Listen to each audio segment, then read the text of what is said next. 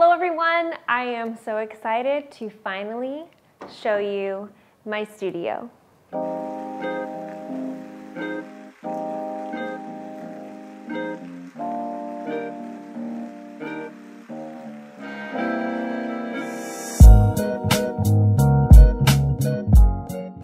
Hello everyone, welcome back to my YouTube channel. I know I have been missing for quite a while, but I am so excited to be back and in a new studio with a new video for you that is much anticipated, which is the studio tour.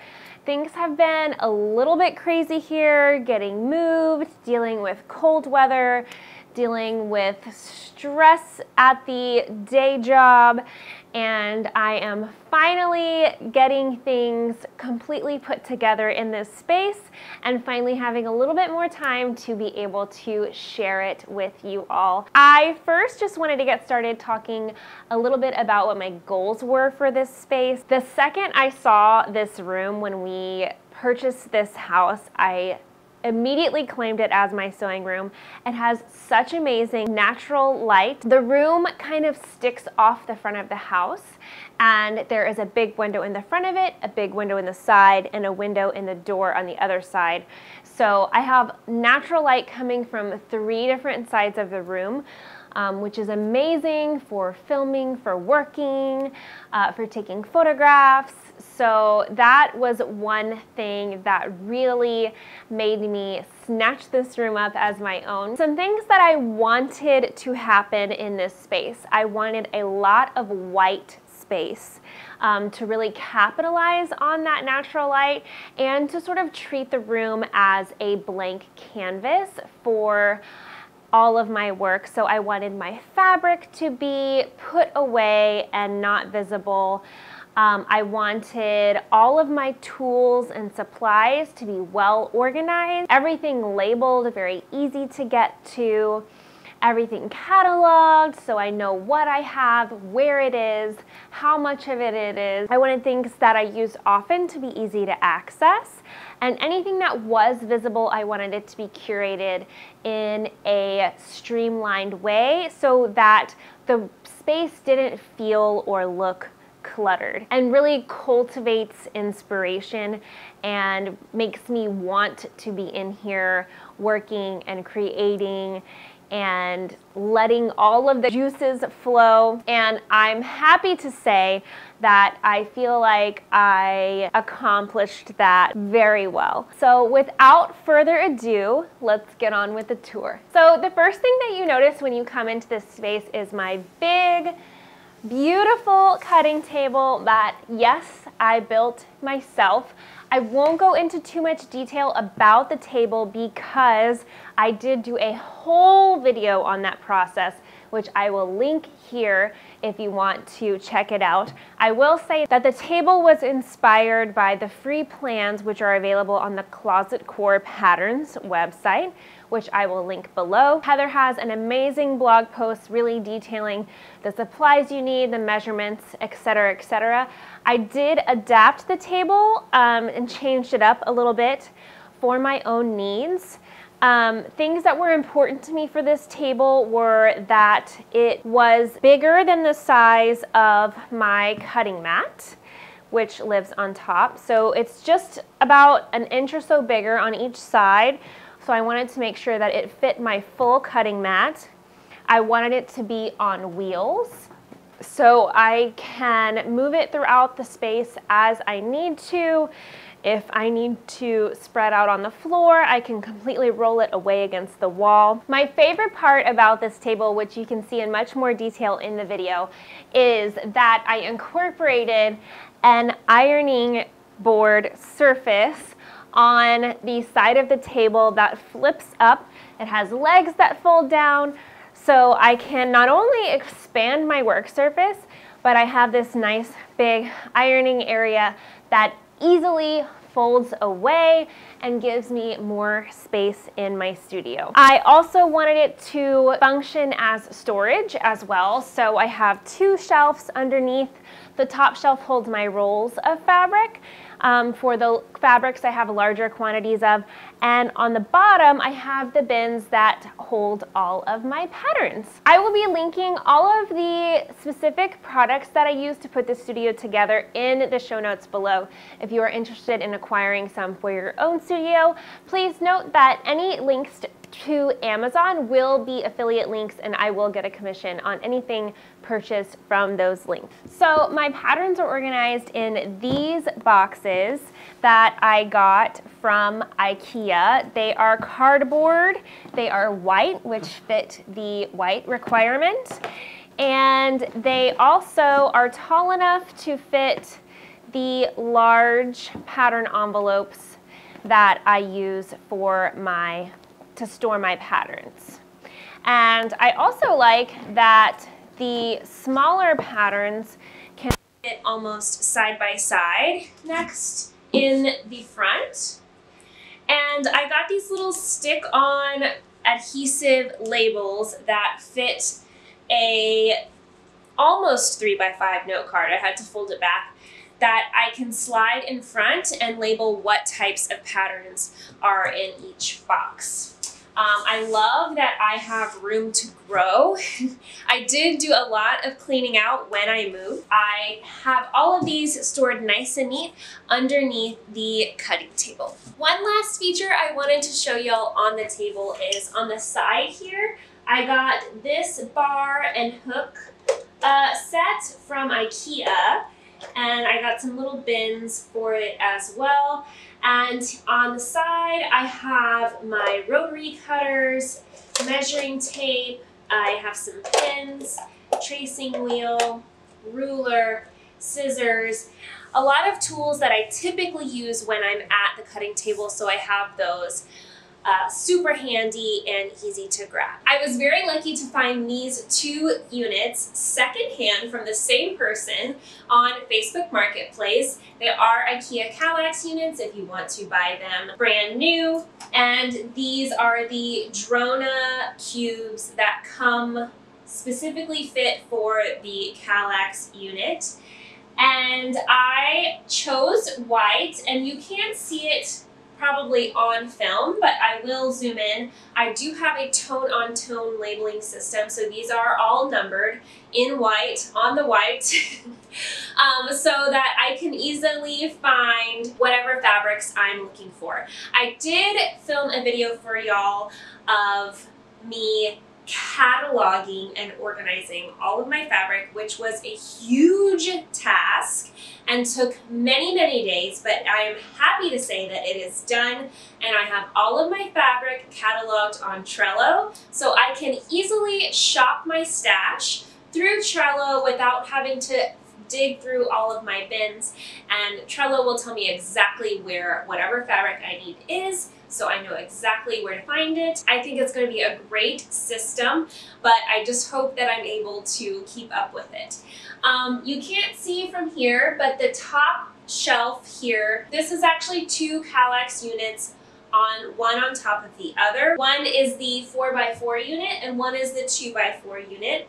My husband helped me set this up and get them secured to the wall so that they are safe. I don't have to worry about them toppling over. Another thing I love about this white on white atmosphere, not only is that it doesn't look cluttered, but it's also kind of fun as a textured white background to film in front of as well. So this wall is where all of my fabrics, scraps, interfacings. Some of these bins have projects that I get to finish, things I need to alter or wanted to refashion. So it's not all fabric, but quite a bit of it is fabric, and I'm looking forward to growing into it as well.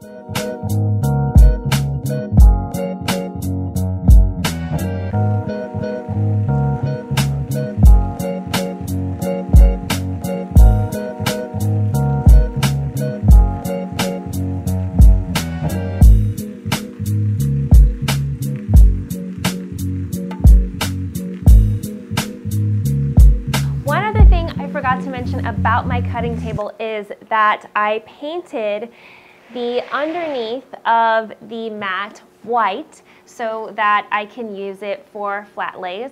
Also, this material that's set into this table is a really cool material called Homosote that is made out of compressed recycled paper materials that I can actually stick pins into, and which is a great thing to have when doing rub-offs of vintage garments, super helpful when drafting as well. So it took me a while to figure out how to incorporate this into the top of the table, but I'm really happy that I did. I think it will come in a lot of handy. Moving right over from the fabric storage area is my tools and utensils storage area. Again, I mentioned that one of the important things for me in this room was to have a space for everything and everything in its place. And these two units from IKEA are the Alex units. I got the tallest ones and I got two of them, and they're just full of drawers for storage space. This houses all of my notions, tools, ribbons, trims, glue, buttons, etc. And I do have a couple of empty drawers here that I can grow into, which is really nice.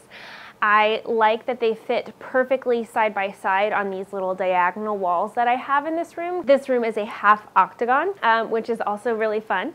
And I have a little bit of a surface here if I need to set anything, and I created a very cute area with some vintage sewing prints on the top. Also, what you can't see from the camera is each of these drawers is labeled, so I can easily look down and see what goes where, easily find it, without having labels all over the front that look cluttered or busy. I love these units. I love them so much. Before this, all of my buttons and notions were just in random bins and boxes shoved everywhere in my studio, and now they're all super organized and easy to find and easy to use.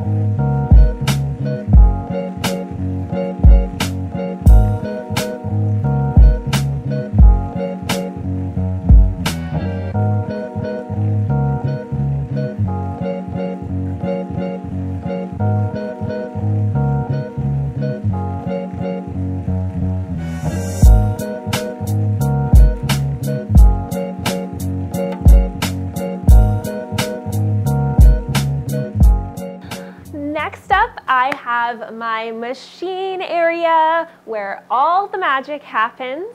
I have 3 of my machines out on tables. One of them, my old straight stitch that does zigzags, buttonholes, and stuff like that, I keep up on the shelf because I only need that every now and then. I put Jenny, my big mama Juki, up here in the front where I have a beautiful view out of my giant picture window, which I absolutely love. I get a lot of great natural light right here. She fits perfectly in the window, and I just love being able to look out on our property while I'm sewing. It is so relaxing. And I have my rolly chair. So over here, I keep my serger and my blind stitch machine, which I use quite often, especially for alterations and tailoring. This table I actually built myself. I built it and stained it with the same stain that I used on my cutting table so they would match. It has a drawer here for easy access to little things like machine tweezers, snips, pins, stuff like that I can keep right in here. And of course, I had to put my beautiful pegboard up above my machines so I have quick access to all my threads and my pattern weights, pins, serger cones, everything I need right up here. I did organize my thread as a rainbow, of course, and I think it looks beautiful, I have all of my serger cones on one side and then all of my smaller thread spools on the other side. And I also have this really fun vintage thread rack here where I keep all of my bobbins. I have them separated in groups because my industrial machine takes different bobbins than my home sewing machine. But I love this little thread rack. It was vintage. We found it at a junk shop. I painted it white, of course. And what I love about it is that each thread row can spin in or out, which actually makes it perfect for the bobbins because I can have them all turned flat instead of tilted out, and I can see the colors of the bobbins at a glance without having to like crane my head to look underneath. Also, I have this really fun magnetic strip where I keep all of my presser feet for my industrial machine. That way I can see them all laid out and just grab and change them as I need to. I love this corner of my space. I love the rainbow. I love the pegboard. I love how everything came together and is super easy to work in here and create lots of amazing, beautiful things. Moving right next to the thread area, you will notice a bit of a lighting change because the sun was going down and I was losing my natural light. I do have some really amazing can lights in here that keep it pretty bright for working at all hours, which is great in the winter when the sun goes down way too early. I don't have much up here yet, but I do have a nice bulletin board where I can pin inspiration, sketches, pattern flats, and stuff like that. And I also keep a works in progress sheet that I have laminated so I can keep track of everything that's going on in the studio, which is super helpful for me when I often have multiple patterns going at the same time, multiple projects going at the same time, on top of alterations clients, which I see in here as well. So not a ton going on in this area, but I did want to show it to you. Next, we have this cute little corner where I have my gallery wall. I wanted somewhere where I could put a lot of fun art, and of course I needed an amazing selfie mirror, which I was lucky enough to swipe this from our previous rental house. I love it because it's nice and wide, and it also has a cute arch which adds a lot of character, and it's much bigger than the mirror I had in my last studio. It's taller, wider, great for selfies, and also just great for checking the fit on anything that I'm working on. I'm guessing that you will probably see me filming from this corner a lot. I feel like it's really fun and vibrant and cozy. Last but certainly not least is the chaos area. Every studio needs a chaos area. This is my chaos area. It's not always this chaotic. I am in the middle of prom season right now locally, so I have a lot of alterations on the rack. But typically this rack will be for incoming, alterations for clients, clothes that I'm personally working on, things that need to be photographed. I also have things that are currently for sale in my Etsy shop hanging on this rack. And this rack is also on wheels, so I can roll it throughout the studio, move it out of the way if I need to. I have a nice blank white wall behind there if I want to photograph against it. It does have a shelf across the bottom with some bins on it as well that I can put things that aren't on hangers for whatever reason. It's a little stuffy right now, but it's super functional. And I like that it's right next to the door also, which I wanted to point out. I have a door that goes to the outside of the house. We have twin doors on our front porch, one that comes into this room and one that goes into our entryway, which is super awesome for seeing clients. I don't have to walk them through the whole house to get them into the studio space. I can welcome them right into my beautiful studio and get to work, which is a really, really fun. One more thing I want to tell y'all about that is not here yet, but I would like to add in the future, is along this whole wall, which these doors behind me go into the rest of the house. To my right is the gallery area, and to my left is my garment rack. Along this whole wall, I would like to put a row of solid white curtains, which would serve multiple purposes. Oh, and also I want the curtains to be able to push completely and be behind the garment rack so they don't block the gallery wall area over here. These curtains would serve multiple functions. One is that they would close off the room for privacy from the rest of the house, which is especially helpful when I have clients over. And two, they will give me a wonderful backdrop for taking photos. And it will work out perfectly because in front of me and to either side of me is where the natural light comes in. So I think it will be a great spot for photographing my makes and my pattern. Thank y'all so much for joining me here on the studio tour today. I tried to keep it short and sweet for you, but if there is anything that you would like me to elaborate on, expand on, if you have any questions about anything that you saw here in the space, feel free to ask them in the comments below. I do have that video coming for you all about how I organize my fabric. It is a little overwhelming and very detailed, so it might take me a while to get that one out for y'all, but I do have that coming. And as always, if you don't always subscribe, go ahead and click that subscribe button, and I will see y'all next time. Bye! What my goals were... out of practice. This room is a half octagon, hexagon, octagon. We'll go with octagon.